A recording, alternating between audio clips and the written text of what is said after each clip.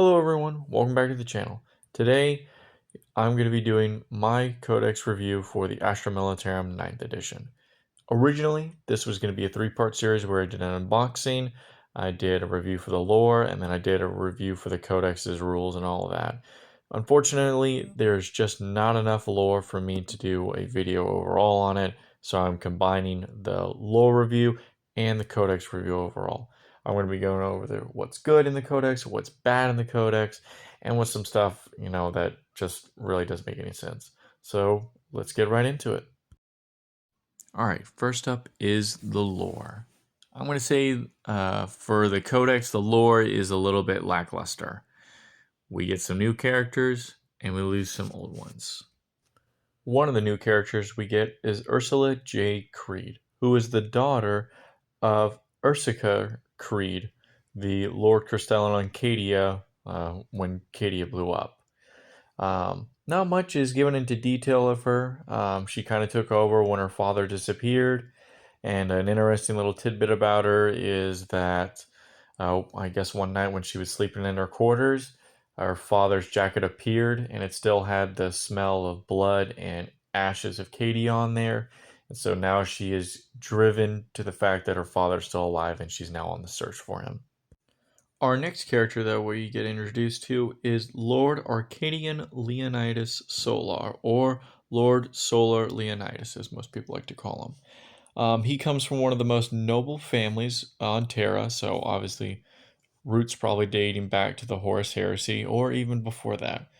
So, and he is in charge of the solar segmentum. So basically, he's in charge of the solar system for the Holy Terra, which you would think doesn't get a whole lot of action.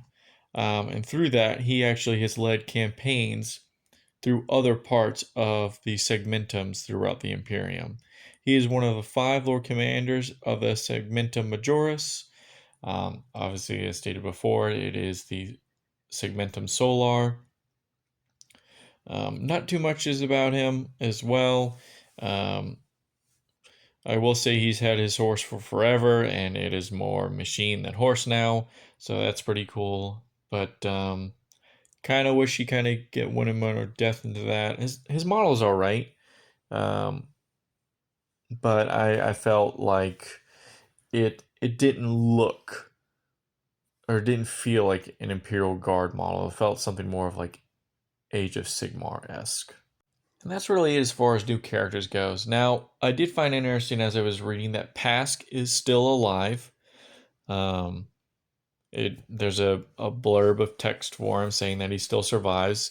Yet GW did discontinue his model, so I'm curious to see if maybe he gets a model revamp, like as in just his little guy model, or if he actually gets his own vehicle. Now, it does say that he only wants to stick with the Leman Russ. He doesn't want a Baneblade, and with the new Rogel Dorn, I don't know if that means he is still going to stick with the Leman Russ, or he might upgrade to the Rogel Dorn. So we'll see about that.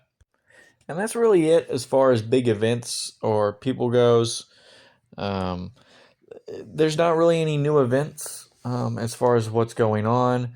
They still talk about the same things. They talk about Armageddon. They talk about Cadia. I will say they have some interesting things about Catachan, where he got infested by demons, but we knew about that back in 8th edition as well. So no really new battlefields to say, which is kind of disappointing. As, if this is supposed to be the most violent time since the Horus Heresy, you'd think new battlefields would open up. And I get it for nostalgia reasons and stuff like that, but let's move on with the story a bit. It took us so long for Cadia to fall, and now that it's opened up, GW should be allowing themselves to say, "Hey, let's move away from these war zones that have been here forever. Not completely forgive them, but just more or less say, hey, look, these are still going on, but let's focus on some new areas." Sadly, it is confirmed that Yorick is dead. Now, GW has unfortunately come out with a post through their website saying that he may or may not be dead, which I think is a little rubbish. I think that if they're going to kill a character off, he should stay dead. It's sad to see him go, but he's old. He's old and he should have been dead a long time ago with a lot of these guard characters. Why Yarg specifically they chose him, I don't know. There's a lot of other guard characters that should have been dead. And the fact that they're coming out with these rejuvenation processes to keep these characters alive for hundreds of years, their bodies should have already been failing. Their minds should have been turned to mush. These characters should be dead. Are they amazing characters? Yes. But as the story progresses, they can't be around forever. Because at that point, just plot armor is non existent. And you come to 40k to see characters die. Yeah. To see everyone die. Because in the grimdark future, there is only war. So you mean to tell me that in some of the harshest battles since the Horus Heresy, these people are still kicking around? I don't think so. But that's just my little thing. Overall, lore, pretty lackluster. I just wish that, they had taken the time to put more care into it, or at least come up with some new things. So let's now move into the actual codex. All right, so for this part of the section, I'm going to be going over the rules. So that includes your stratagems, your abilities, tank aces, psychic doctrines, warlord traits, relics, datasheets, crusade rules, some weapon profiles, and some point values and all of that. I'm not going to go into every single unit because that would just take forever. And I don't want to make this video too long because it shows that you guys don't really like the long videos. So I don't want to keep it too long for you guys. So I'm just going to go over a couple of things, give my review on it, and then move on to the next one. Obviously, there are more people who do more in depth, so feel free to check them out. I know Morty and Glory does an amazing job with that because he loves the guard. So does Katie and Shock and some other guard guy I can't remember off the top of my head. And if someone reminds me, please let me know so I can give them proper credit. So yeah, let us start with our Battleforge rules. All right. So the first thing is regimental doctrines. Now you have your standard regimental doctrine born soldiers, and then you also have some custom ones. So the standard one that everyone gets if you don't do the custom one is born soldiers, which the rules state officers with this doctrine have the following aura: born soldiers. When a friendly platoon unit is within 6 inches of this model, models in that platoon can use the officer's leadership characteristics instead of their own. So basically, guard can use their officer's leaderships if they were in 6 inches.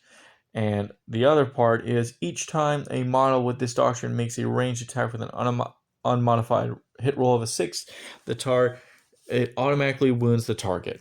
So basically, it's Hammer of the Emperor, except now we get a buff for our leadership abilities. Now, it does state that if an attack automatically wounds the target as a result of this doctrine, then for the purpose of any other rules that are triggered on a particular wound roll, that attack is considered to have been made with an unified wound roll of a 6. So basically, if you hit it on a 6, it is going to count as a wound roll of 6. So that can even give you more buffs. So yeah. So now let's look at the custom regiment traits. All right. So for a couple of the regimental doctrines, the custom ones, you can pick up the 2. So one that I found really interesting was mechanized infantry. Units with this doctrine can disembark from a transport, excluding aircraft models, after that model has made a normal move, but if they do so, such units cannot be selected to move again this phase, though they can still count as having been moved, and neither they nor that transport are eligible to declare charge. So this is really good. So if you really like playing a mechanized infantry guard, you can just basically load up your guys in chimeras, move them up the board, then you can pop them out and plant them on objectives, and they can choose to shoot. So really cool. I really like that one, especially since I have a lot of chimeras, so definitely thinking about doing that one. Parade drill, you already know that was the one that was leaked. It was basically if you didn't move, your las guns count as heavy too. So just an extra shot. Not really the best one around, but I'm sure if you combine it with certain things, maybe it'll become deadly. Another one is expert bombardiers. Each time an artillery model with this doctrine makes a ranged attack, if the target of the attack is within 12 inches is within 12 of and visible to a friendly Voxcaster or Sentinel, add 1 to the attack's hit roll. Now, if that means if you see a Sentinel and a Voxcaster together, that does not mean he gets a +2 to hit. It's either a Voxcaster or Sentinel. So this is really good for people who like their mortars, the new field artillery, their basilisks, their wyverns, the manticores, death strikes. That's a +1 hit. So guard already shooting on 4s, now shooting on 3s. That's really big if you're looking for something competitive. For me, who also loves his artillery, I probably am also going to run this just for the fear fact of, I really like seeing my artillery just going crazy on units. Another one that I see right here is veteran guerrillas.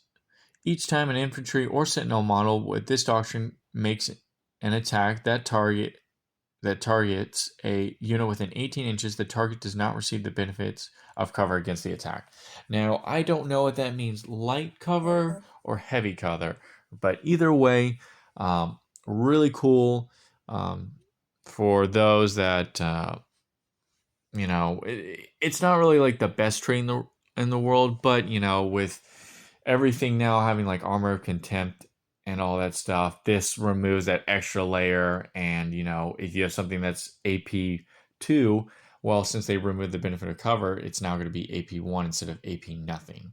So a nice little benefit, maybe something good for like narrative campaigns or places with heavy cover.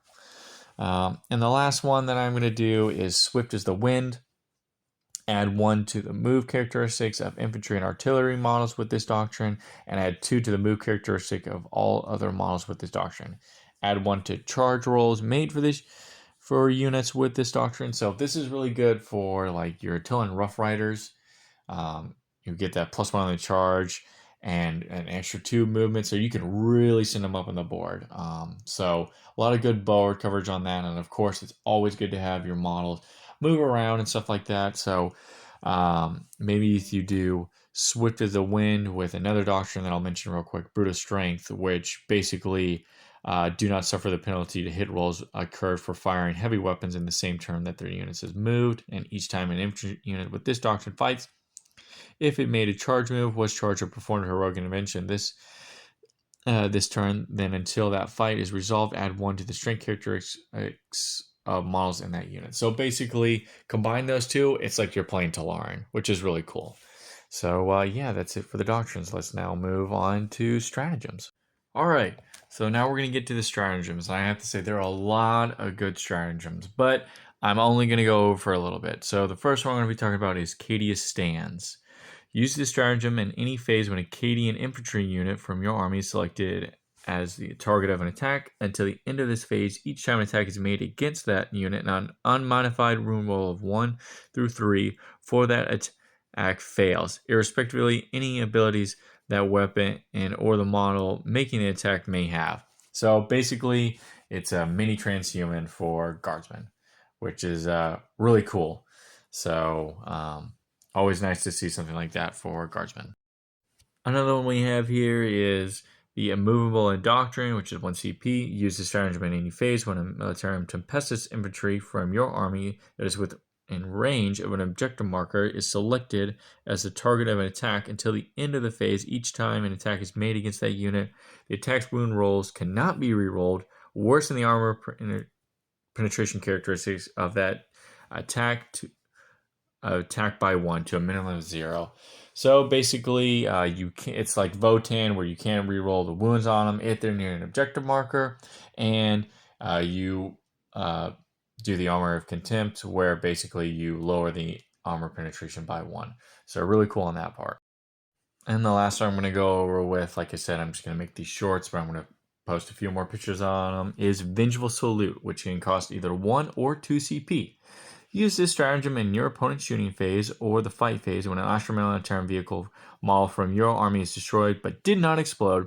Do not remove the model from play. It can shoot after the attacking model's unit has finished making attacks. While doing so, that model can make attacks with its can only make attacks with its turret weapons it is equipped with.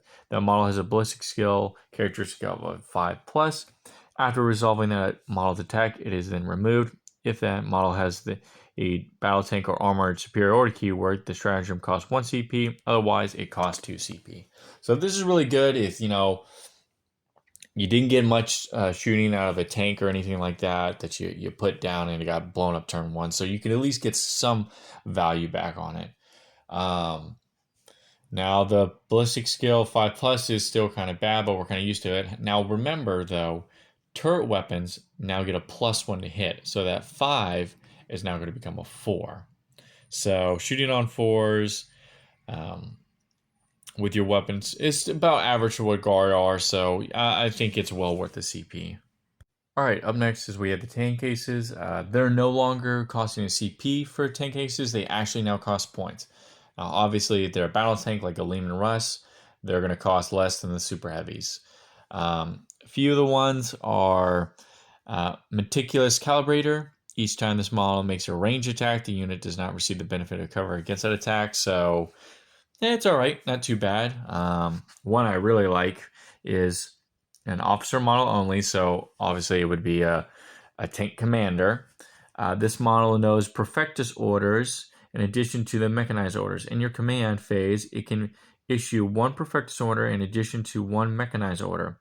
When this model issues a Perfectus order, the unit you select for that order can be an infantry officer or abhuman unit, but in such cases, the regimental tactics ability does not apply. All of the rules for issuing orders still apply. So basically, you can turn your Lehman Russ commander not only to give orders for your tanks and stuff like that, but you can also give your orders to your standard guys as well. So pretty cool. It's kind of like, you have a commissar who's raising his sword. He's like, drive closer. I want to hit them with my sword. So really cool on that part. Psychic phase, you know it, you love it. Unfortunately, we don't have the Wyvern Psychers anymore. We only have our Primera Psychers and the Astropath. So keep in mind in that. But to list off a few things, one type of psychic ability is Mental Shackles. Mental Shackles has a warp charge value of 6. If manifested, select one enemy unit within 18 inches of the Psyker until the start of your next psychic phase. Subtract 2 from the movement characteristics in that unit. Subtract 2 from advanced and charge rolls made for that unit. So this is really good for like if you're going up against like fast armies like Eldar, Dark Eldar, if you're going for melee heavy armies too, like Tyranids or World Eaters or something like that. So it's really cool. It helps slow them down, and also if they're trying to get to an objective, you can also slow them down too. Another psychic ability is Psychic Barrier. Has a warp charge value of 6. If manifested, select one friendly Astra Militarum unit within 12 inches of the Psyker until the start of your next psychic phase. The model has a 5+ invulnerable save. Not too bad. In 8th edition, it was a +1 to your save. So if you had like a 4+ invulnerable save, it now became a 3+. This one's a bit of a side grade. I mean, it's nice having an invuln save for like infantry and stuff like that, but you give and you get. So overall, psychic discipline, not too bad. All right, so now we're moving on to warlord traits, which there's actually 2 types. You've got your Astra Militarum warlord traits and your Militarum Tempestus warlord traits.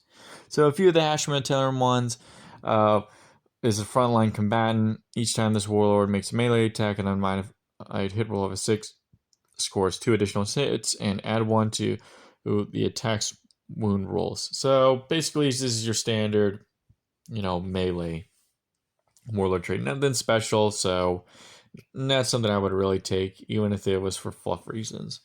And then another one would be lead by example. This warlord can issue orders to its own unit, even though you cannot normally select officer units when issuing orders. So this is really good if you really want to buff up your command squads. If you have a really buffed up command squad, like with veterans or bodyguards or astropaths and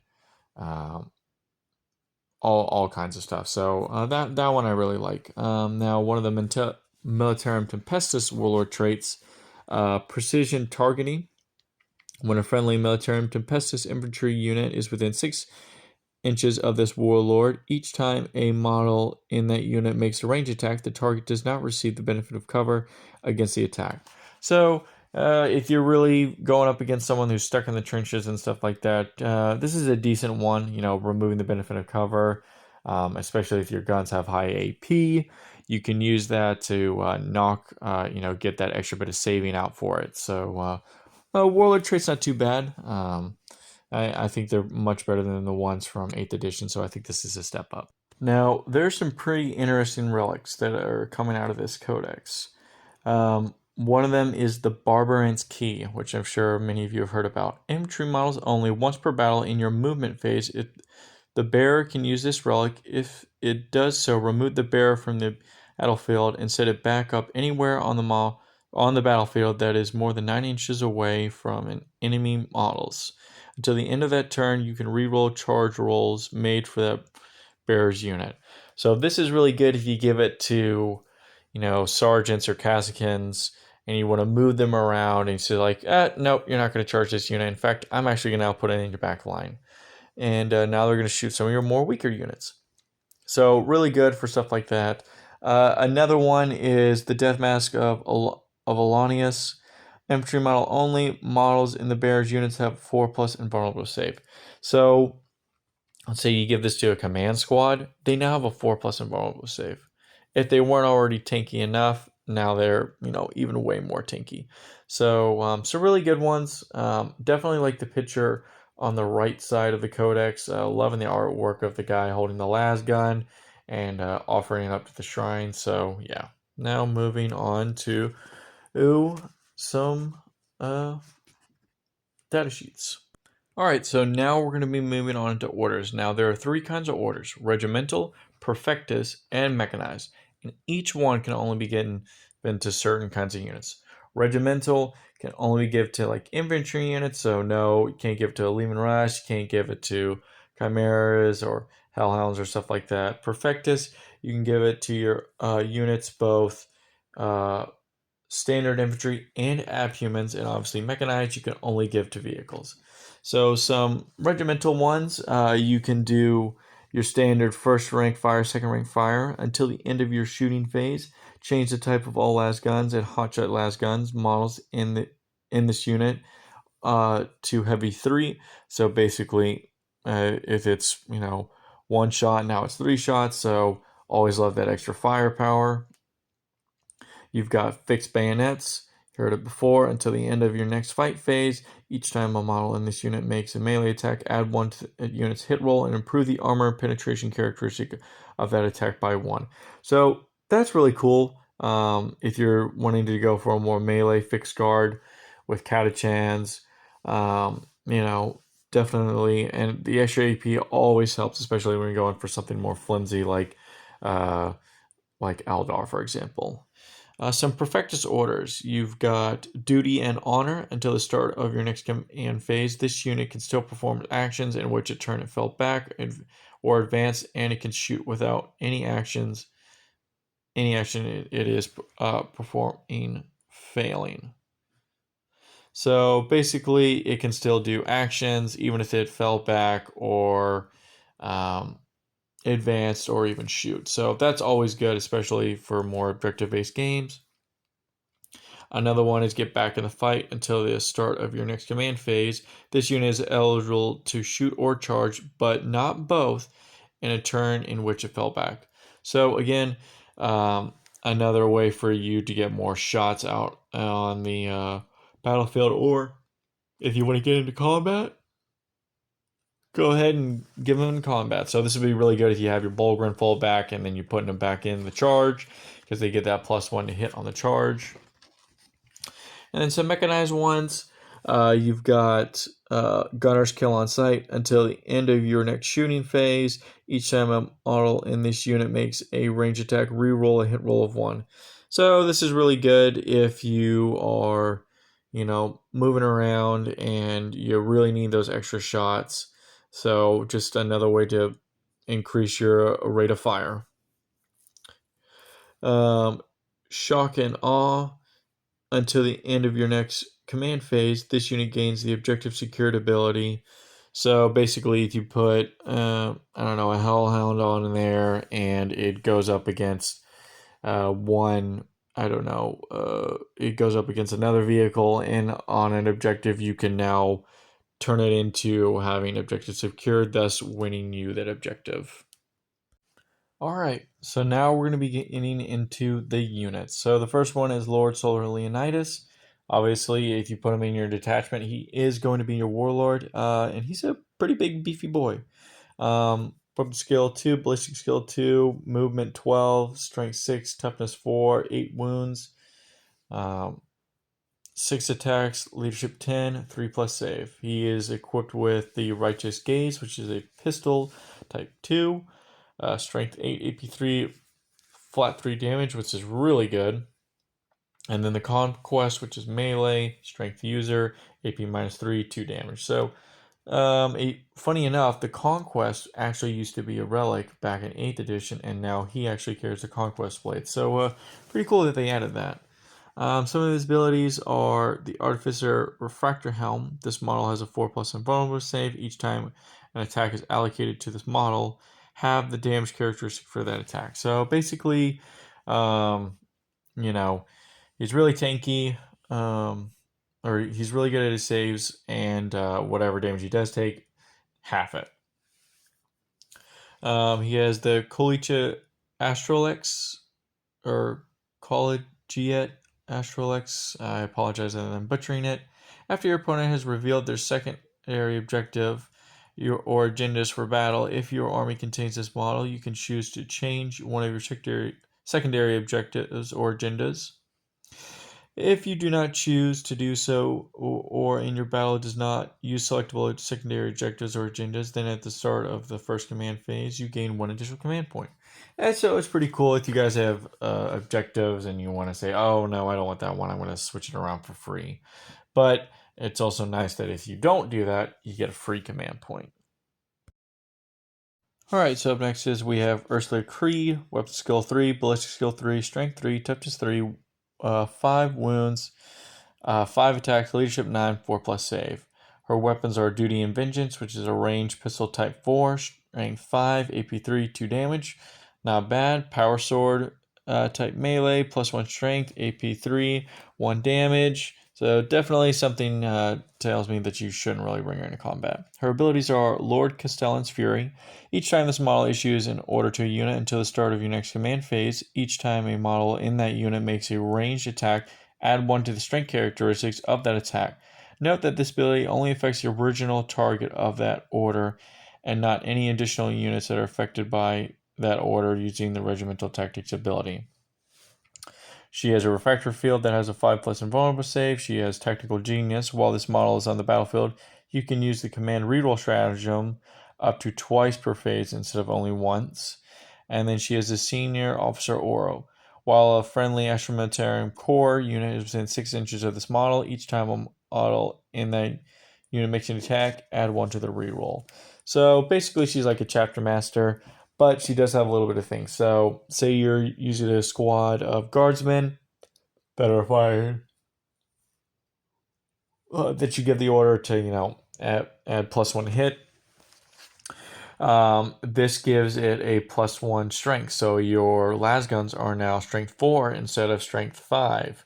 So if you're going to shoot at Space Marines, you're now wounding on 4s instead of 5s. So that's a nice little bonus. All right, so the next unit we're going to review is the Cadian Shock Troopers. Now, the way infantry works is you have a standard infantry squad, a Cadian Shock Troop squad, Deathcore of Creek squad, and a Catachan squad. And each one does something a little bit differently, but I'm only going to go over the Cadian Shock. So with the Cadian Shock, their sergeants can get a drum-fed autogun, which is rapid fire 2, strength 3, 0 AP, 1 damage. Their last gun is a standard last gun, rapid fire 1, AP 3, or strength 3, AP 0, 1 damage. The chainsword, you can give it to the sergeant. Melee, it's strength user, 0 AP, 1 damage. Each time the bearer makes an attack, it makes 1 additional attack with this weapon. Some of the war gear options is 2 shock troopers can have each of their las guns replaced one of the following weapons: one flamer, one grenade launcher, one melta gun, one plasma gun. One shock trooper equipped with a las gun can be equipped with one box caster. This las gun cannot be replaced. The shock trooper sergeant's pistol can be replaced with one bolt pistol. The shock trooper sergeant's las pistol and chain sword can be replaced with one Fred drum auto gun. And their ability is each time a model in this unit makes a ranged attack with a las gun or las pistol, an unmodified hit roll of a 6 scores one additional hit. So if you're using born soldiers, you're already hitting on a 6, or you're already auto wounding on a 6. But now when you're also hitting on a 6, you're also going to be generating one extra attack on, or one additional hit on a 6. Now, from what I'm told, it's not going to be counted as an additional auto wound. It's just one extra hit that you can put into your wound roll. All right, so the next unit that we're going to be reviewing is the Attilan Rough Riders.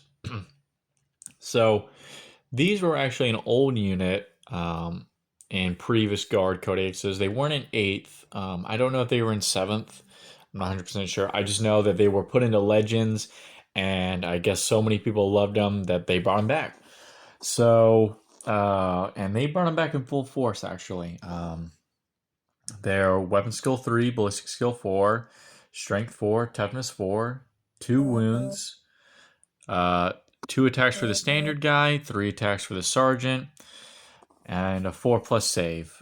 They can carry a las gun, a las pistol, a goad lance, which is a type melee. It is strength +2, AP 3, damage 2, and its abilities are: each time an attack is made with this weapon, a successful hit roll scores one additional hit. Each time an attack made with this weapon is allocated to a vehicle model, the model suffers one mortal wound in addition to any normal damage. So that's pretty powerful against like vehicles. If you're going up into terms of that's basically, you're not only scoring additional hits, but like that's a lot of mortal wounds you'll be damaging as well. They also have something called a hunting lance, and it has 2 types of a frag and a melta. Both melee. The frag tip is strength user. The AP is AP -1, and it's 1 damage. And each time an attack is made with this weapon profile, a successful hit roll scores 2 additional hits. So that one will get you more bang for your buck for hits, especially if you have born soldiers with the 6s to hit and all, or 6s to wound. That'll really help out. And then they have the melta tip version, which is +2 strength, AP -4, flat 3 damage. And then the sergeant can also take a power saber, which is +1 strength, AP -3, 2 damage, and each time the bearer fights, it makes 1 additional attack with this weapon. So it's kind of like a chainsword, but more powerful. You can have up to a squad of 10 of these guys. So these guys are definitely something you want to have running around on your fields, whether it's in the front or the back, to really screen them out and to lock up a lot of enemies. Their abilities are: this unit can ignore any and all modifiers to move its move, advance rolls, and charge rolls, and it also has scything momentum. In the fight phase, if this unit's made a charge move this turn, then until the end of this phase, add 2 the strength characteristic of models in this unit. So they really went all out on the Rough Riders. So I would say if you're really looking for a unit to get, I would definitely say this one is a must. All right, the next unit is going to be the new Rogel Dorn tank. It has a weapon skill of 6+, a ballistic skill of 4, strength 8, toughness 9, 17 wounds, 6 attacks, leadership 8, and a 2+ save. It comes with a variety of weapons. The Castigator Gatling Cannon, which is a heavy 12, strength 5, AP 1, damage 1, a coaxial autocannon, a heavy 2, strength 7, AP 1, 2 damage, and it is a turret weapon. So it will get the turret keyword, so that means it'll, instead of hitting on a standard 4+ ballistic skill, it'll hit on a 3+. Heavy bolter, which is your standard heavy 3, strength 5, AP 1, damage 2. Heavy stubber, which is a heavy 3, strength 4, AP 0, damage 1. A melt-a-gun, salt 1, strength 8, minus 4, d6 damage. And if it's in half range, it's d6 plus 2. Multi-melta, heavy 2, strength 8, minus 4, AP, d6. And again, you would roll for a d6 plus 2 for whatever if it's in half range. So then you get its cannons, where it's the oppressor cannon, heavy d6 plus 3, strength 10, minus 3 AP, strength 4. It is a blast weapon and it is a turret weapon. The pulverizer cannon, which is a heavy d6, strength 8, minus 2 AP, flat 3 damage. And then the twin battle cannon, which is a heavy 2d6, strength 8, AP minus 3, flat 3 damage with the turret keyword. Its abilities are armored tracks, where each time a ranged attack with a damage characteristic of 1 is allocated to the bear, add 1 to the armor save throw made against that attack. This model can be replaced. I think overall, this can replace certain times the Baneblade, or it can replace a few Lehman Russes, but I feel it's too niche to where you should go out and buy these in droves. I think maybe 1, maybe 2 if you really want to, or if you want all 3, that's fine. But I don't really think you should probably be bringing these to all your games. It's a cool unit, but they also it looks too detailed in my opinion. I feel as if they should have dialed back on the detail, because that's not what the Guard is about. The Guard is uniformity, and so seeing all this is just, I don't know. But let's move on to the next unit. All right, and the last unit I'm going to cover in this codex is the Field Ordnance Battery. Now, they come in teams of 2, and you can get 3 different varieties: the Bombast Field Gun, the Heavy Las Cannon, and the Malleus Rocket Launcher. So, the Bombast Field Gun, which is the mini Basilisk, is a heavy d6, strength 7, AP minus 2, 2 damage, and is a blast weapon. This weapon can target units that are not visible to the bear, so it's kind of like a nice little artillery piece. The next one is the Heavy Las Cannon. It is a heavy 2, strength 10, AP minus 4, D3 plus 3 damage. So it's basically like a better las cannon and all that. So it's kind of nice to see a step up from it. You're guaranteed to at least wound it or give it 4 wounds. And the last one is the Malleus Rocket Launcher. It is a heavy D6 plus 6, strength 6, AP 1, 1 damage, and it is a blast. This is kind of like more of your anti-horde. Nothing too crazy or anything like that. But it definitely something I would recommend getting. Personally, it's up to you what you want to bring. I like the way the Bombast Field Gun looks, and I like the way the rocket launcher looks. But, if you want something heavy hitting, you got to take the las cannon. So, overall, these are some of the new units. I know that there's more details and stuff like that, and there's a lot more units, but I just wanted to cover a couple of these new ones that came out. So, so let's finish up with the Crusade rules. And so I'm going to be the first to admit that I have never played a game of Crusade in my entire time of playing Warhammer. It has looked really fun, but I have just never been able to quite comprehend it. But from what I understand, they have put a lot of love for the Guard and the Crusade. There are so many things here. You've got agendas, requisitions, campaign medals for your Guard. You've got tours of duty. You've got logistic points, accommodation points, assigning points. I personally do not understand it, and I apologize for those who are into Crusade and came to here to understand what it was. Hopefully, I can revisit this and give a proper review on it. But I could say, like, honestly, if you really love Crusade, I think the Guard has done it very well here. There's also on page 138 and 139, there is a name generator where you can roll 2d6 and figure out names. They got one for Cadia, Catachan, Krieg, Talarn, Valhalla, Vastrolian, and they even have tank names. So if you want to name your tanks and all that stuff, that's pretty cool. So that's I'd say that concludes the review. I'd say overall the Codex was good. Was it perfect? No. I think, is it like the best Codex ever? I would say no.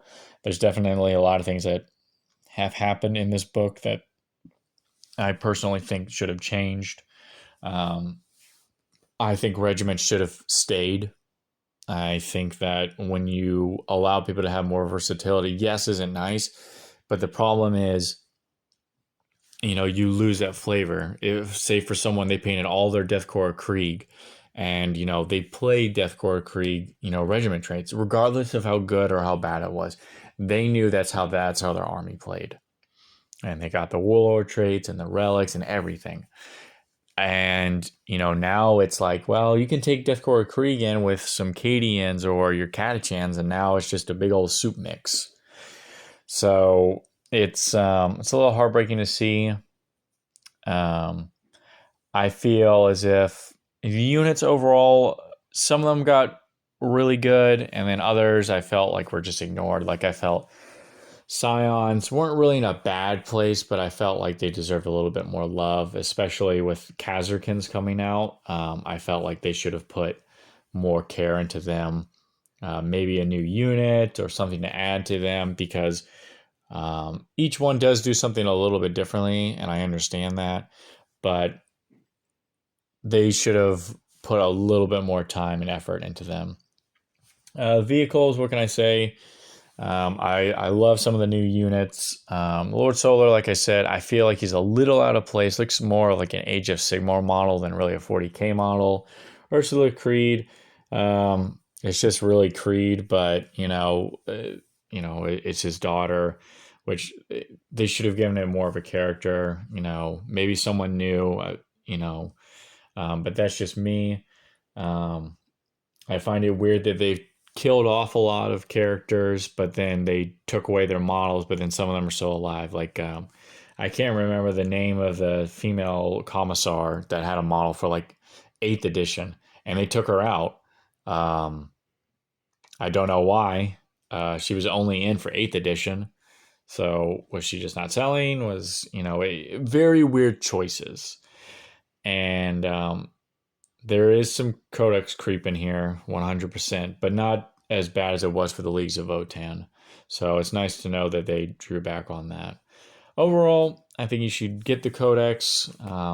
If you're definitely Guard, I say it's a must-have. I think this is definitely a step in the right direction, but there are a lot of many steps. Overall, I would say I give this a nice solid 7 out of 10.